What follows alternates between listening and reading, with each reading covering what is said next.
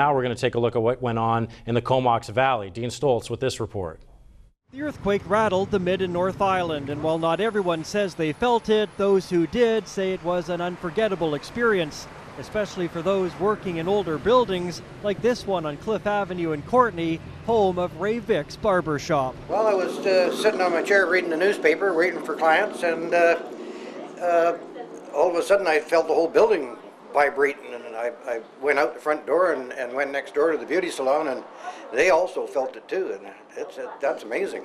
But it was a little scary. I thought maybe there was a big truck going by or something like that and shaking the building, but oh no, it was the whole building was moving. Next door at Sandy Gerard's beauty salon, the quake caused a few nervous moments. How would you describe the shaking? Like really back and forth? It was more like a tremble, you know, like on the ground level anyways, it was like a tremble, and as you looked up you could totally see things swaying. Wow. Pretty unnerving? Well, I've lived here almost all my life and I've never heard or felt anything like that.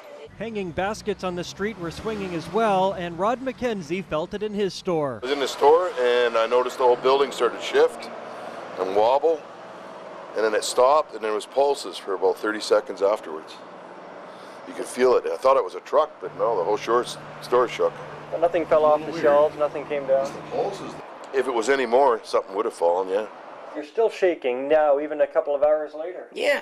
The quake shook Marlene Doherty's mobile home in Comox, almost enough to knock these pictures off the wall. I was sitting on the Chesterfield, and the Chesterfield started moving and shaking, and the whole trailer started shaking, and I thought there was somebody on my roof.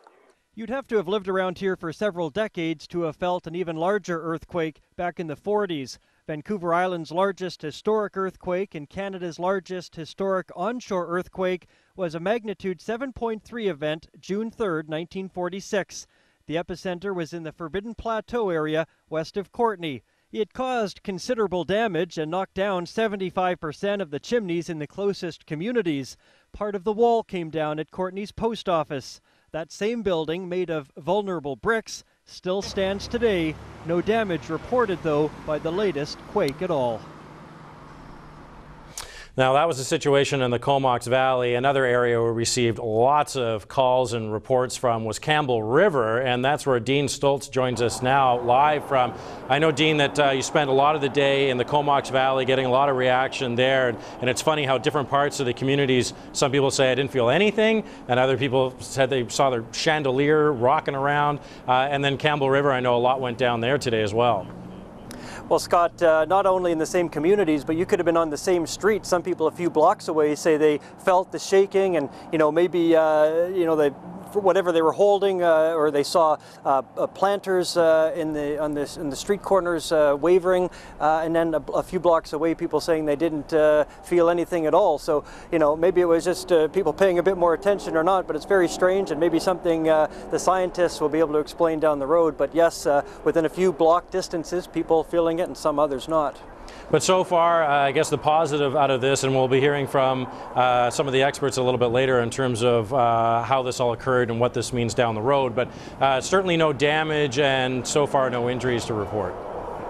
Yeah, no damage that we know of to this point. And just going back to my story there, we took a little retrospective look back to the 1940s earthquake. Lots of damage around the Comox Valley there. It was a stronger earthquake. The epicenter pretty close to Courtenay there, and quite a bit of damage. At the time, there would have been a lot of brick chimneys, and 75% of those, I read today, fell over. So, today's earthquake, and one of the clips there, one of the fellows mentioned that if today's earthquake was just a little bit stronger, things would have fallen over in his store, things would have come off his shelf. So, this time I think we're lucky.